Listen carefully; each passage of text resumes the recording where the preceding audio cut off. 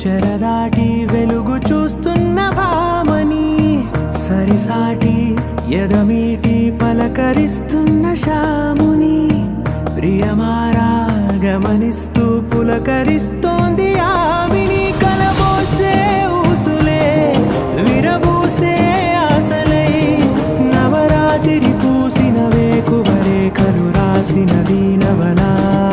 మౌనాలే మమతలై మధురాల కవితలై, తుది చేరని కబురుల కథ గడి కదిలెను రేపటి కథలకు ముందుడిలా. తన నవ్వులలో తడుకు తడుకు తన చెంపలలో, చమకు చమకు తన మువ్వలలో, చనకు చనకు సరికొత్త కళ.